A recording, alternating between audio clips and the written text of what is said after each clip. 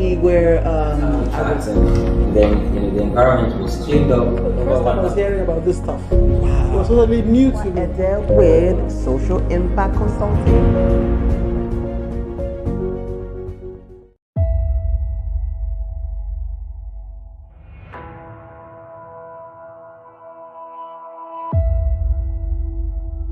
Civil society represents the third sector, if you may, and it's inclusive of the media, NGOs, thought leaders, and people who just have a say in how a country, a people, or a place is run.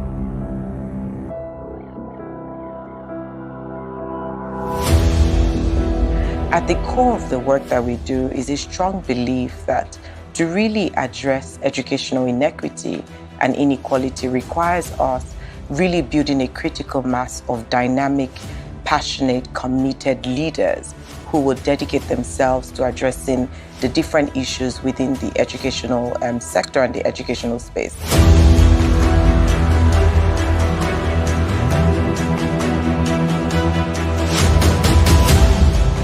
Young people need to get into the government and then be able to push for issues that affect them, because you can't keep staying out and then thinking that things will work in for your own good. So you need to be able to prepare yourself.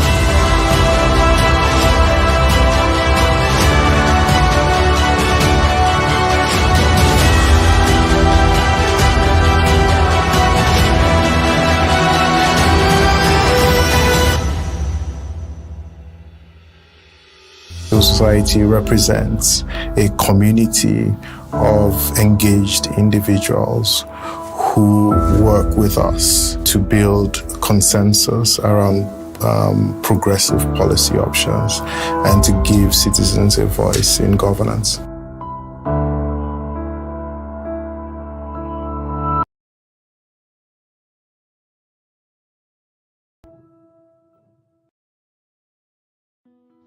Chief Dele Momodu was born in May 16, 1960, in the ancient town of Ile-Ife, Nigeria. He is an African journalist of high repute and loud acclaim. He is a publisher, businessman, philanthropist, actor, politician, and motivational speaker. He is the CEO and publisher of Ovation International, a magazine that has given publicity to people from all over the world in over 60 countries. He is the chairman of the Ovation Media Group, comprising of Ovation International Magazine, Ovation Television, and the Boss newspaper. His media empire has worked assiduously to change the negative perception of Africa of a dark continent of vampires. He is one of the most prolific essayists in Africa and has authored and published several books in his name. He is one of the biggest voices on the African social media platforms, and his Twitter account is already 1.7 million followers and growing. Chief Momodu has met and interacted with world leaders and has received numerous awards and honors and garnered recognition for his work in the world of business, politics, literature, music, and fashion, on which he plays major roles. He has bagged 2 doctorates from universities in Benin Republic and Ghana. He is a recipient of multiple traditional titles in Nigeria and Liberia. Chief Momodu writes a weekly and very popular column called Pendulum on the back of This Day Nigeria's most influential newspaper every Saturday. He is a graduate of the University of Ile-Ife, now Obafemi Awolowo University. He holds a bachelor's degree in Yoruba language in 1982 and a master's degree in English literature in 1988 from the same institution, the first Nigerian to ever attempt such a combination. He has been a political activist for decades and was forced into exile in Great Britain from 1995 to 1998 under the military rule of General Sani Abacha. Chief Momodu announced his intention to run for the presidential election in Nigeria in 2011, but lost. He is also a visiting scholar at Oxford University, England. He is married with 4 children. allow me to introduce to some and present to others Chief Dr. Dele Momodu, CEO of Ovation Media Group. Good afternoon. How are you? I'm fine, thank you, sir. Fantastic. It's good. You see, half bread is better than none. So we just have to work the show and make it happen. The show must go on. It must go on, no. It must go on. That's actually one of my favorite songs by Lupe Fiasco. Yes. The show must go on. It must go. It must go on. Yes. So you are the one interviewing me, though I originated the Instagram because the platform we wanted to use originally wasn't working. So please go on. Yes. No worries, sir. I'm actually the platform I actually use is StreamYard. It's once you're able to click on it, you can get on all three platforms. But this will also work. I have been following you on Instagram, right? You took me through COVID, so so this is really excellent. So the name of my platform, my video podcast, is actually Devsectorseries, which is hashtag Devsectorseries, the development sector series. So Chief Momodu is actually my guest on the development sector series. So usually at this time at 12 noon. So again, thank you all so much. If you want to follow me, please do that to get more information. The reason why I'm interviewing you, sir, was that last year I actually interviewed a friend and colleague, Aisha Yusufu, who is from the Obedient Movement. And because I want my platform to be very non-partisan, because I am in the non-profit sector and in the development sector, I want to make sure we hear from as many sides as we possibly can. I know that this is campaign season, people are busy, so I am so grateful for your time, sir.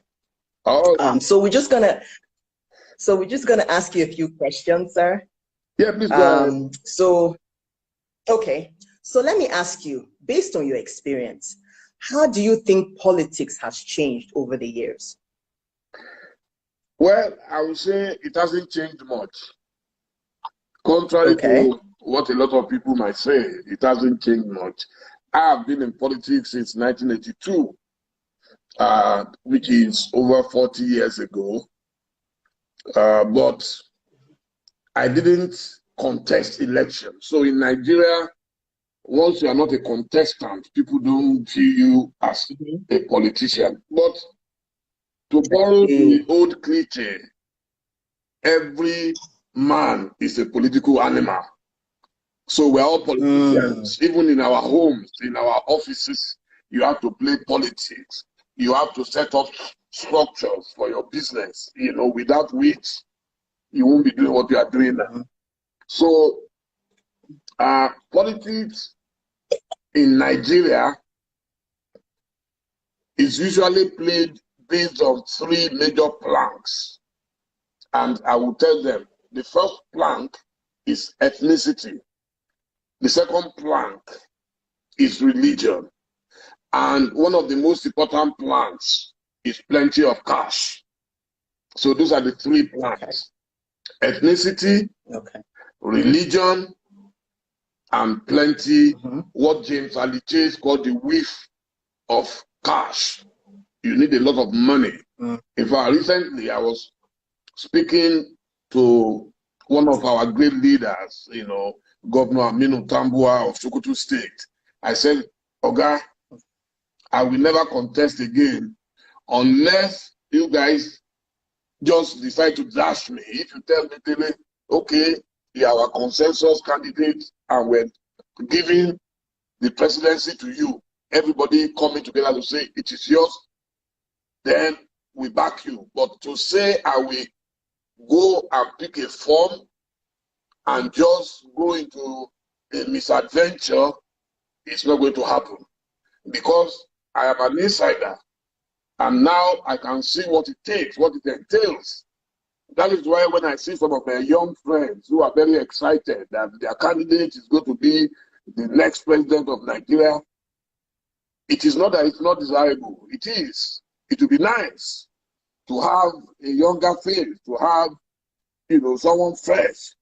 But this is not, the Yorubas have a say, "Atari Ajaroku ko nse romode," the head of an elephant is not for a kid, So I'm an insider, and I can tell you what it entails is scary.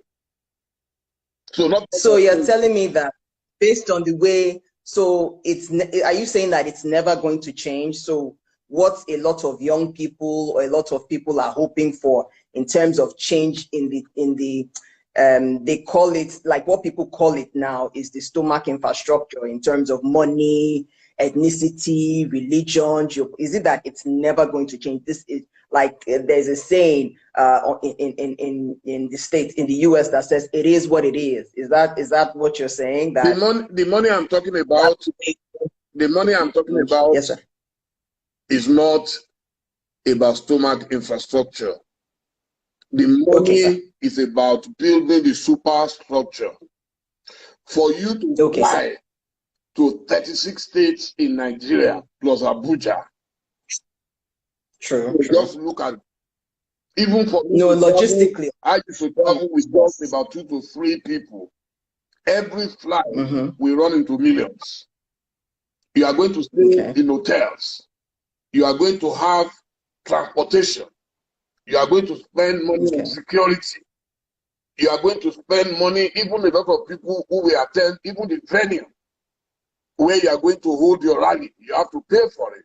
Those are the structures we're talking about. It's not about stomach yet. Stomach is part of it because a lot of times your supporters have to travel from their villages to the cities.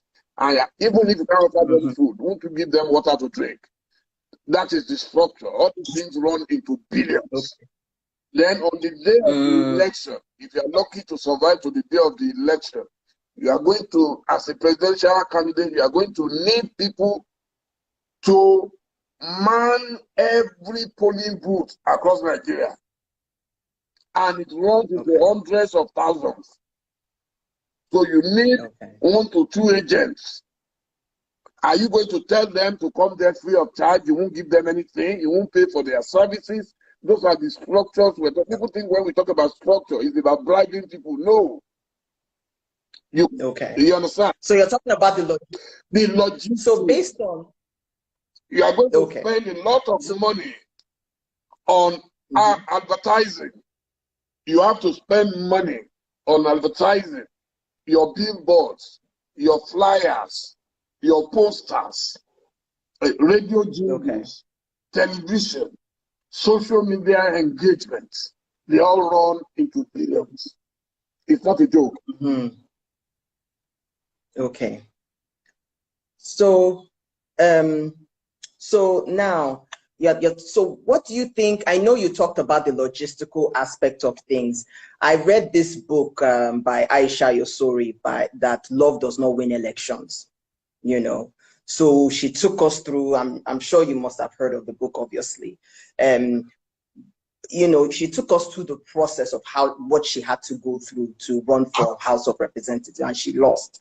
So, so some of those in-betweens that you have to go through from the ward level and those intricacies of politics, do you think that can ever change in terms of, you need to, because when you say you need to give somebody transportation or just, an allowance, even when I was in the US, when I had to organize people to go to go and protest, I mean, you did have to feed them, you did have to give them some kind of allowance of sorts. That's all understandable, sir. Now, what I'm talking about is the other part where you have to spend so much money that even an average young person that wants to run, based on the Not Too Young to Run movement, based on what Samson, Cynthia, and others were able to mobilize people to do, what do you think, can citizens change things from the status quo of collecting so much money on those levels? Logistics aside, allowances aside, that's inevitable. But the other part, the excess padding that comes with it, sir. You see, in a country where you have so much poverty. In a country where most leaders have not been very responsible after taking power. So every poor man feels every 500 naira or 1,000 naira I can take from them. That is all I have for the next 4 years. So they will take it. It's normal. But I'm not even worried about that. I am worried about what it takes to fund the campaign. In America, I think Hillary Clinton must have raised about $750 million, almost $1 billion at a time. In America, what makes it easy for them, why candidates don't feel it, is that the young ones who have jobs in particular are able to donate. They can do by direct debit and say every month I'm donating $10 to Hillary Clinton, I'm donating $10 to Barack Obama. In Nigeria, it is not like that. Most of the people who boasted that they were going to donate money to a particular candidate in Nigeria, I would love to see the state of their finances and see how many young people have actually donated to the campaign. So if you don't have your own money as foundation, you are not going to go far. If you are waiting for donation, they will even say, oh, he's a rich man. I started campaigning for presidential candidates 30 years ago. I was campaigning for Momodu Abiola, and a lot of people at that time said they were not going to give him money because he's a rich man. So if you allow a rich man to spend his own money to win an election, so you are not a stakeholder. How do you come back to say he should not recoup his money? So when we talk about corruption, people have to spend billions, even to get the nomination of your party alone. You have to spend billions. So how do you now move forward when you eventually get power? That is what encourages corruption. So when you ask me, will it ever change? My answer is sometimes it takes centuries for a change to come. It's a pipe dream to think it's just going to come overnight. And I will give you examples, even from neighboring countries. A country like Ghana. President John Ajekun Kufuor, it took him 3 attempts to become president of Ghana. President John Evans Atamil, it took him 3 attempts to become president. The current president, President Nana Akufo-Addo, it took him 3 attempts to become president. That's in Ghana, in much smaller countries. So it tells you how difficult, how cumbersome it is to win a presidential race. In Nigeria, it took Buhari 4 attempts.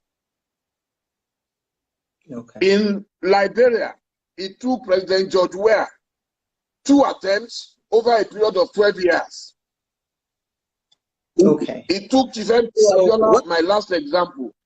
Chief Abiola had wanted to be president in 1981. He was frustrated out of his party, MPN. He had to come back 12 years later. He went away to build for 12 years before he came back in 1993. And he eventually won. And even at that, they did not allow him to govern. So it's a very long process. There is no shortcut to the presidency. Yes. So, so what you're saying now is that it's going to take a very long time for that paradigm to shift, for citizens to say, okay, we want to vote based on credibility, you know, not just based on how much money that you have. And I see what you're saying in terms of the kind of infrastructure Nigeria has, where you know people can just donate to a campaign monthly, but in Nigeria, no such thing. And if somebody is established, the mindset, there also has to be an attitudinal change in terms of citizen engagement, at least financially. Now, I'm going to just shift a bit to elections, okay? The elections in Nigeria. You've been through this, but you've been in politics since the 80s. Oh my goodness. I think I was in diapers, but let me not go because I born. But let me just say this. So you've been through the cycles on practically all four republics. Do you think the elections now will be free, because the president has promised the UN that the elections are going to be free, fair, and credible? We've been seeing some things on social media, especially on Twitter, of which you are an extreme influencer in,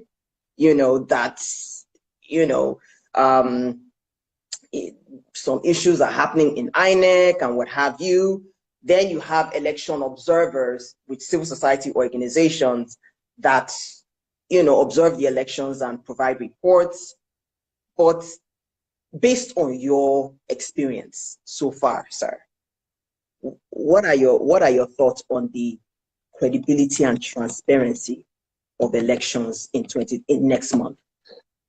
Well, there have been promises made, but don't forget that before the APC government came, there were loads of promises. We're going to fix the economy. At a stage, we had a dream that the naira was going to be at par with the dollar at 1-to-1. Insecurity was going to evaporate and disappear.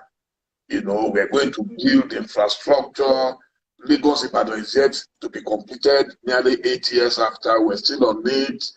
Promises. So the same thing with these promises of free and fair and credible election. I don't want to be a doubting Thomas. I would rather be an optimist for once, for the love of my country, Nigeria. I'm optimistic that if Buhari is not able to tar roads, if he's not able to build infrastructure, if he's not able to make the naira stronger, at least he will be able to leave a worthy legacy by hosting a free, fair, and credible election next month. I'm seriously hoping. I'm happy to see what happened in Osun State. Osun State for me was a test case because it is the home state of Asiwaju Bola Ahmed Tinubu, and it is a place where his nephew was the governor. It is a place where I knew they would have wanted to win the election by all means, fair or crooked. Yet, Senator Ademola Nurudi Adeleke was able to win that election. It tells you, and I've listened to President Buhari repeatedly. He said it, that he is very determined to do just that next month. So I'll give him the benefit of the doubt. I hope he will not say because he wants his party to win, then he looks the other way when things begin to. I know politicians very well. I've been in the political circuit, like I said, since 1982. I know what they are capable of doing, especially when they are very desperate. So let's hope that things will go well, and all of us must also be vigilant. I don't have any reason to believe that INEC will compromise. I believe that the chairman of INEC also, as a cerebral man, he must have his eyes on the future for himself and for his family. Because once you bungle it and everything collapses like a pack of cards, then you will have a bad name for the rest of your life. So we will pray for him and his team to be able to deliver this time around. Okay, so it's not a secret that you are working actively with the PDP campaign, part of the campaign council, and working to get the Honorable Alhaji Atiku Abubakar elected as our next president. So what do you think your candidate's chances are compared to his counterparts? What do you think he'll be able to do to shift the paradigm of what's going on in Nigeria today in terms of poverty, insecurity, the economy, and what have unemployment. How do you feel like he can fix things for us in Nigeria? Atiku Abubakar, former Vice President of the Federal Republic of Nigeria, is certainly the most experienced candidate in the race today, the most prepared. He's been Vice President, he's been Chairman of the Economic Council, and he decided at a time when what we would call the glorious years, or especially in 1999 and 2003, before things started falling apart. He's a very tribalized Nigerian, very cosmopolitan, very upwardly mobile. He's able to blend with the old and the young. He's made a success of his private and public careers. So if you are looking for a man who will not have to start experimenting, part of the problem of Nigeria is that each time a new leader comes on board, because he's not so conversant with the system, so he will need to start experimenting. Before you know it, the first time he's gone. And by the third year, he's already working for a second time. And they end up not achieving much. Atiku is not going to be like that because he already knows the system so well. Then, like I said, he's a very successful businessman. You cannot help your economy if you've never managed people and resources. So Atiku has managed people and resources successfully. So he's expected to understand it. It's not just a career politician. Most politicians in Nigeria are career politicians who have never managed any private business of their own. They've been living perpetually on government largesse. So Atiku has been able, if you check it in the race today, it will be only Atiku and maybe Peter Obi who have been running their own businesses successfully, and at international level. So most other people are career politicians who have just been in politics and it's politics and it's politics. So that is that. But in terms of his chances against his opponents, again, is number one. Historically, whenever we have had two strong southern candidates and a leading northern candidate, they've always lost to the northern candidate. And I'll give examples: 1979 and 1983. In 1979, we had Chief Obafemi Awolowo from the southwest, just like you have Chief Bola Tinubu today, and we had the Owele of Onitsha, Dr. Nnamdi Azikiwe from the southeast, just like we have Peter Obi today, and we had Shehu Shagari from the northwest, Sokoto, contesting. We had Malam Aminu Kano from Kano, just like Rabiu Kwankwaso is doing now. So they lost to Shagari because the two southern candidates divided their own votes. If you combine the votes of Azikiwe and Awolowo, they would have defeated. So I tell a lot of my friends, when they say, oh, Tinubu will win, I say it's virtually impossible. It's virtually impossible. It will be possible if Obi withdraws for Tinubu or Tinubu withdraws for Obi, and then they are able to combine forces. But as individuals, they are going to go and confront a behemoth in the north. That's a people who has been contesting for 30 years and knows every nook and cranny of this country, has friends in every part of this country, has a formidable network, national network. Tinubu has been a Lagos politician, not beyond the southwest. So now that's why he's struggling to build a new platform for himself, which is going to be difficult. We are just 1 month to the election. I'm not able to see his platform in the southeast. I'm not able to see his platform in the south, south, and even in the southwest, where he's supposed to be the kingpin. That platform is shaky. Tinubu's platform is shaky. I can guarantee you that in about 2 or 3 of that Southwest, Atiku will be very competitive. Even in Lagos, you think so? It's going to be divided into 3. It will be Tinubu, Atiku, and Peter Obi in Lagos. But once you cross the long bridge into Ogun State, it will be Tinubu, Atiku. When you go to Oyo State, it will be neck to neck. When you get to Osun State, I believe Atiku will beat Tinubu in Osun State because of the popularity of the new governor.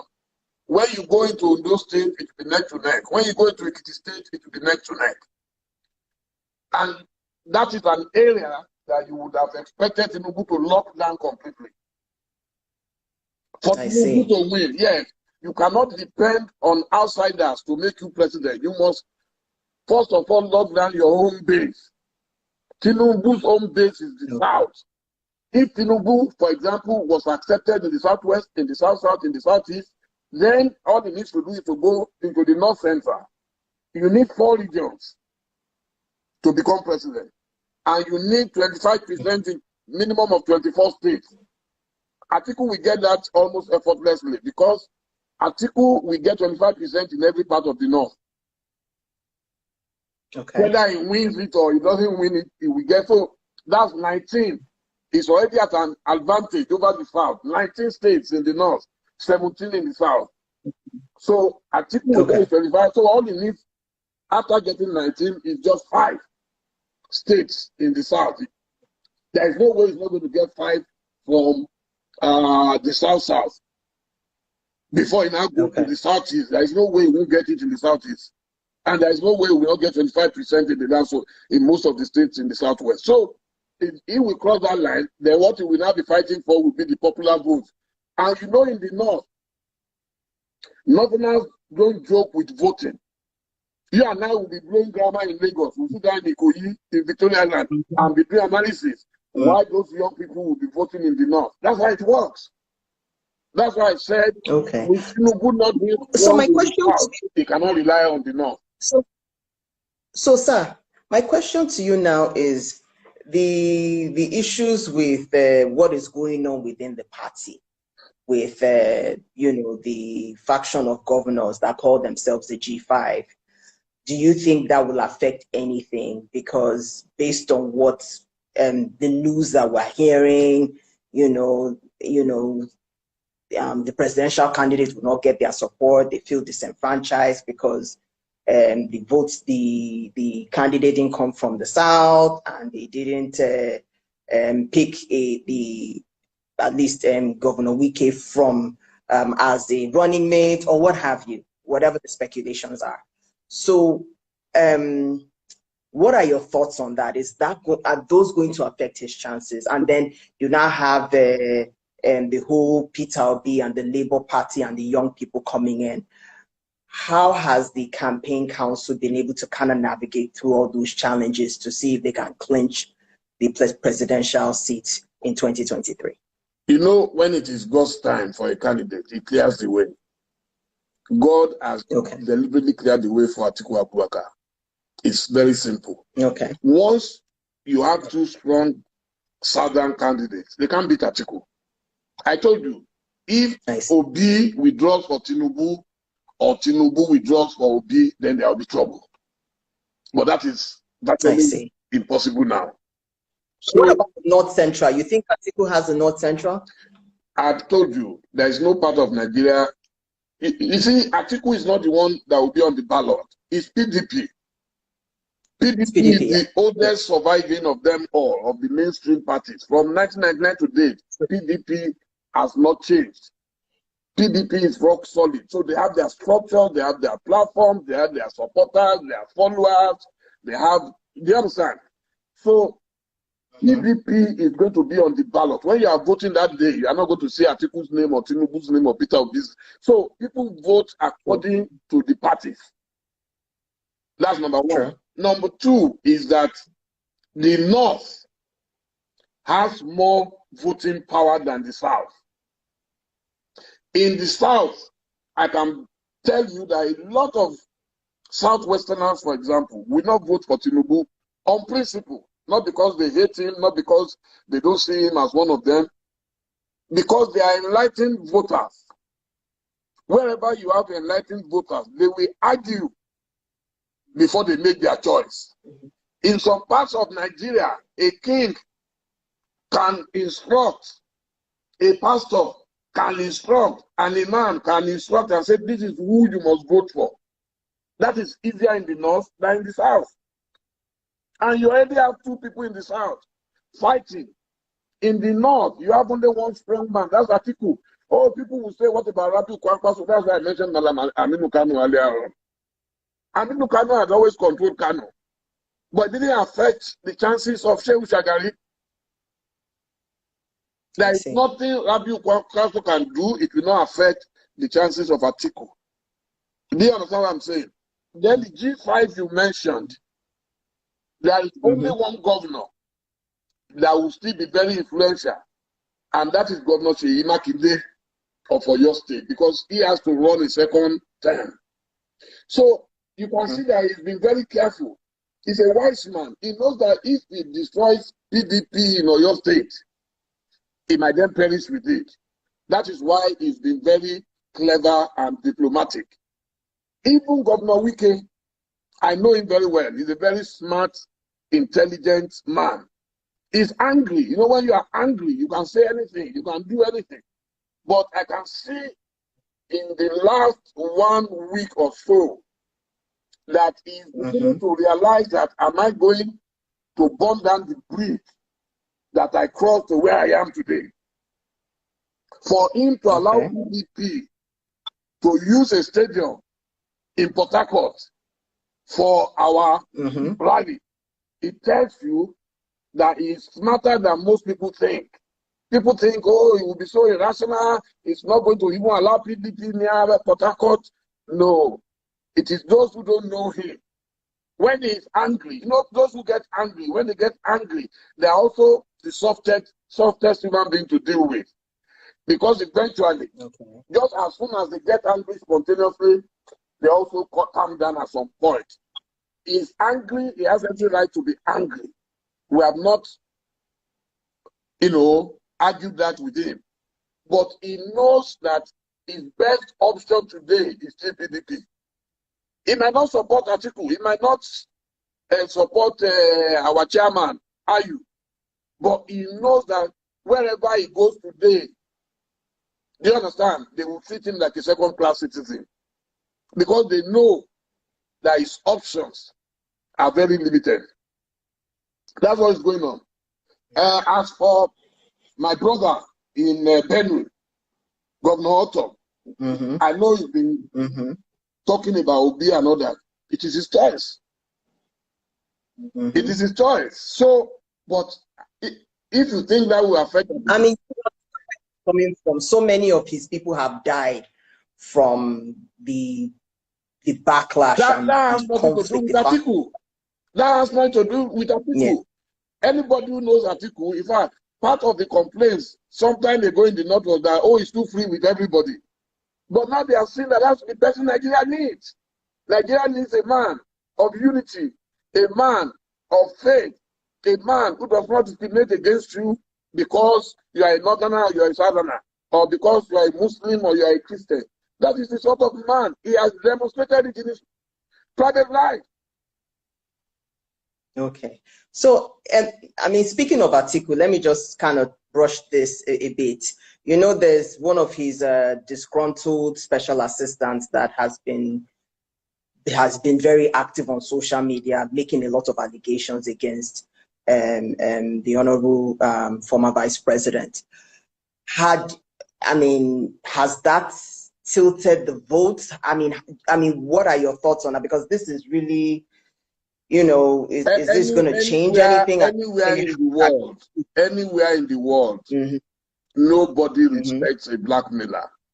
Maybe if he was doing it out of genuine intentions, he would have carried a lot of weight. But because APC know they have not performed in the last 8 years, because the Tinubu media handlers believe they need someone to come and constitute a nuisance, so they will case the blackmailer. to come and release the work of his blackmail. I'm not. You can see that nobody is minding him. If he was not a blackmailer, how can you say you are very close to me and you are already recording me privately? People, husband and wife will discuss privately. Then the day you fight or you ask for money to go to the market, it doesn't give you. Then you release all your secret tapes. Nobody is going to. So that's why you can see that in Nigeria, nobody is even talking about it. People will just sit there and say, what's wrong with this guy? Who is this guy? And then when you go around, then some people will tell you, oh, he used to do this, he used to do that. You see, even in crime, I wrote my BA dissertation on detective stories. The first thing a detective looks out for in a crime or in a criminal is what are the motives? Yeah, true. What are the motives? So the motives in this case are very clear. And You wanted there are screenshots and there are phone conversations and that is, like only a blackmailer will do that. Why would that be? Now you and I mean, I met you through my wife. So let's say every time I've spoken to you, you are taking screenshots of our discussions. So one day, because you are angry, you now release that, oh, this is what my wife said about me one day to you. It doesn't make sense. A lot of people, trust me, a lot, and the voters anyway, like I said, number one factor is ethnicity. Number two, religion. Number three is loads of money. Number four does not include blackmail. I hope you heard that. Okay. Blackmail is not part of election. You can see that we're not even bothered. And if we are going to talk about crime and criminality, I mean, Tinubu and I, we've been together in the past, and I would like to say this on your platform. But a lot of people come to me, is Tinubu not your friend? Why are you posting this? Why are you posting that? I am a professional journalist. Once I signed on to work for PDP and Atiku Okowa presidential campaign, I signed to represent them totally and absolutely. Friendship has nothing to do with it. Okay? I am not a chicken-hearted fellow. I've never been in the same party with Tinubu. I love and respect him, but unfortunately, we're not in the same party. So I am supporting my party all the way. I'm supporting Atiku Okowa all the way, and that is the job. So if I was a presidential candidate in PDP, do you think I'll be nice to Tinubu? No, we're going to fight. We're going to argue. If they throw that at me, I will throw it back at them. And that's exactly what is going on. Tomorrow we'll shake hands if we meet. So this job, I have taken it the day I signed to be Director of Strategic Communications for Atiku. I am expected to deliver. And we shall deliver spectacularly. It has nothing to do. And Nigeria to me is more important than friendship. I know if Tinubu maybe 2-3 years ago was running, I would gladly follow him. But today, with the benefits of what I know, just like Madam Najatu has been saying in the last few days, Tinubu is no longer in the shape to run Nigeria effectively. I won't say more than that. Yes, in terms of with Tinubu, we've been watching a lot of the issues that he's been passing through, and respectfully, with talking to his spokespeople, I don't know, maybe they need to go back on the drawing board, because I just believe that addressing the issues that they're going to fix in Nigeria would really help us understand how if elected, they would fix what is happening.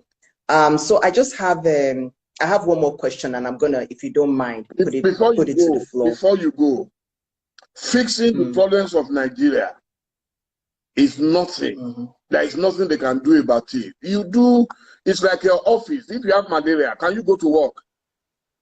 Can you fix anything in your office? That is the reality facing Tinubu and APC today. Okay? All the people around him, they know the truth. We all speak because once upon a time we've all been friends. We all speak. They know the truth. But they are just manipulating the man for whatever reason. They know that he is no longer physically fit to run this race. But they are saying even if it's on a stretcher, he must run. I mean, that's the height of wickedness against the country. It's very unpatriotic of those who are pushing him. They know the truth. Everybody knows the truth. It is visible. It is visible. They know that the man is no longer fit to do it. I just told you now, if it was 2-3 years ago, I would be the one in the forefront to campaign for him. I campaign more for individuals than for a party. In 2019, I supported Atiku Abubakar. I was not a member of PDP. In 2015, I campaigned for Buhari. I was not a member of APC. This is the first time I'm joining a mainstream political party. So those who don't know me say it's about money. If it's about money, I'll make more money from Tinubu, who has so many governors that he can pick money from. Tinubu will pay me times 50, times 100 of any money I can make from anywhere else. But it's about Nigeria. I cannot see the truth and run away. We were the ones who criticized Yaradua when he was sick. I was on the street. I joined him up in rally in this Abuja. So why would I say because Tinubu is my friend, then I look the other way when I know the man is not feeling well? It's not due to any fault of his own. Anybody can be sick. If I'm sick, my wife will lock me up inside the room and say you can't go and contest election. I mean, what nonsense are we doing in Nigeria? Yes, please go ahead. Okay, sir. So based on now, we've talked about APC, we've talked about the presidential candidate wellness and all. You know, ACN, CPC, you know, and other smaller parties came together to start APC to remove PDP. So what makes PDP, why should the citizens trust PDP to take over power again? Why should they? Because what would change? What would be different from when citizens were tired of PDP? Would things change if we come back? There is a saying that sometimes until a woman tries 2 husbands, she will never know which one is nicer. We've tried APC, we've tried PDP. In every country, there are usually 2 mainstream political parties. Now I acknowledge there's a third force, but that third force is going nowhere. In my view, in my opinion, I'm entitled to it. So I'll ask. No, we're going to pin that sentence. We're going to pin that, and I'm going to ask you why after you finish answering this question. Yes. Okay, sir. So we have 2 mainstream political parties. We tried PDP. We thought things were hopeless. Then we tried APC. Then we saw that this one is a game of death. Okay. And Nigeria is almost buried. We are now looking for a sympathetic undertaker to help us manage Nigeria. As I was saying, Atiku Abubakar has his own 5-point agenda. He's the only one who continues to speak about restructuring and what he will do. It's not just about speaking. Because I think Buhari said he would do it and he didn't do it. Now Atiku is saying he would. Buhari is not Atiku. Atiku updates himself regularly. He upgrades himself regularly. And now that I'm an insider, I know him better than before. If I was outside, maybe I will also have my own doubts, but now I'm an insider and I can see the way he has structured his campaign. Nobody is a saint, but I can tell you that his organizational ability is second to none. You need to see our office, the Atiku Presidential Campaign Organization Office in Abuja, and you look at the structure, the caliber of men and women working for us. Tinubu cannot come anywhere near that. So, number 2, he knows that education is the bedrock of any nation. He will never see any any advanced nation without having solid education. He's been able to demonstrate it practically in his own life by establishing a major institution of learning from kindergarten to the highest level.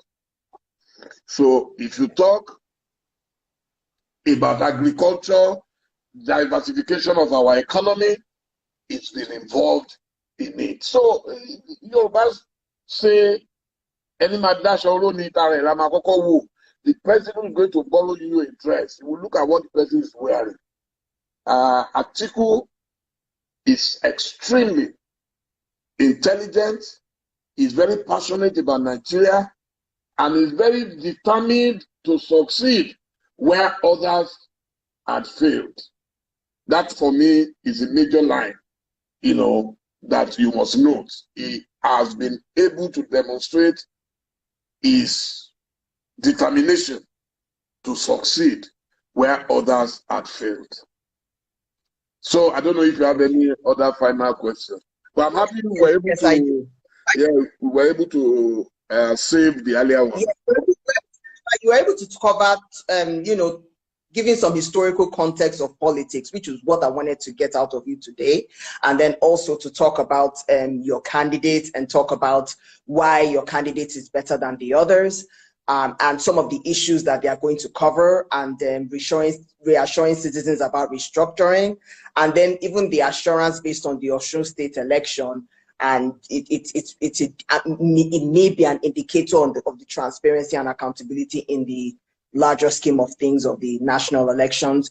You've also talked about, one thing I wanted to find out is that the structures right now, I know that Labour Party and the Labour Party candidates keep saying that the structures are the structures of criminality, structures of criminality pretty much. But what I wanted to talk about really is your advice for citizens, for us to shift the paradigm, because in my personal opinion, I think it's because of poverty, and corruption is stemmed from poverty.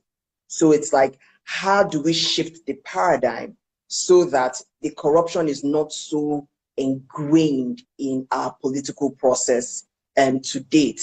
So what is your advice? You've been doing this now, oh my God, I don't want to talk about my birth date. You've been doing this for a long time. So let me tell you. What's your advice moving forward to evolve our democracy better?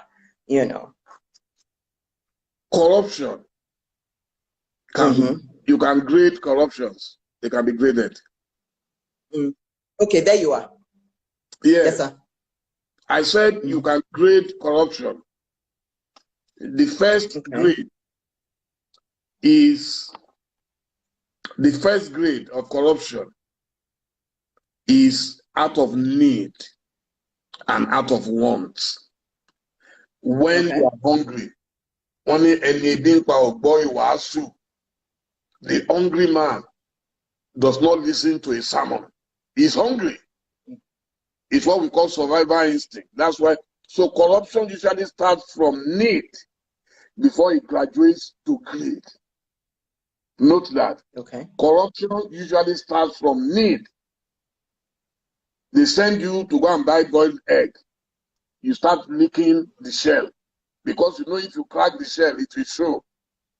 So after some time, after licking the shell, you say, I can actually crack it. It's just that I will not eat it. But at least I can begin to lick the egg inside. And when they ask me, why did it crack? You will say, oh, maybe it overboiled. So you have an excuse. I'm telling you how corruption works. So it's a gradual process. Then, so when you get away with that, then you say, okay, why don't you take the egg? And I will say, when I was on the way, somebody forcefully took it away from me. So the need of every man is what leads to greed. So if you eliminate need and want, a situation where an average Nigerian cannot survive on his daily income, there is nobody today. You go to a gate man, even how he will get home today, he doesn't know it. So if you give him something, he will take. After some time, it will become a law unto himself that if I tell you a guy is not around, or I'm saying I keep you at the gate and you don't want to wait at the gate, you will give me something. That's how corruption works. Mm-hmm. Corruption usually is for someone to influence someone for a reason and for a purpose. So we need a leader who can create that enabling environment where you and I can survive on our income. It is difficult in Nigeria for anybody. They ask you to pay rent.